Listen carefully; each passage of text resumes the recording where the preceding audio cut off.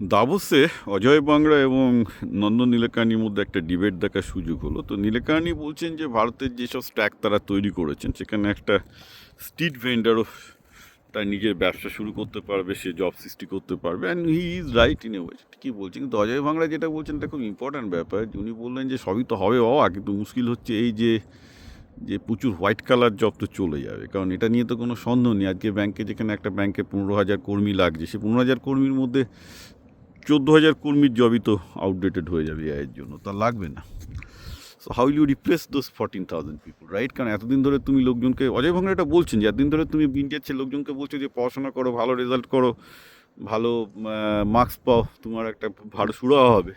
কিন্তু এর যুগে তো সেটা হবে না, কারণ যে জিনিসপত্রগুলো ছেলেপেলেগুলো শিখছে ওগুলো তো কোনো কাজের জিনিসই না, এগুলোর সাথে ভবিষ্যতে কী হবে তার কোনো সম্পর্কও নেই, রাইট?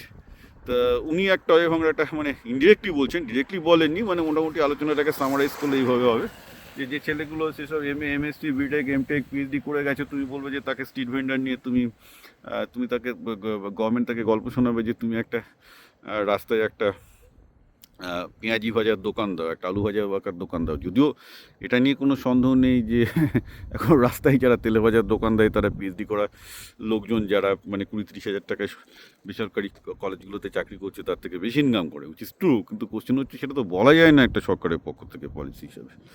তো এটা নিয়ে একটা খুব ভালো ডাইভোর্সে আমি আলোচনা দেখছিলাম। আমার এক্ষেত্রে কোনো সলিউশন নেই, আমি বারবার করে বলছি যে মানে লেখাপড়ার সাথে তো পড়াশোনার কোনো ইয়ে নেই না, পড়াশোনা তো করলে তো ভালো, আরও ভালো ব্যবসা করতে পারবে। সো ওয়াই পিপুল ইভেন বদার?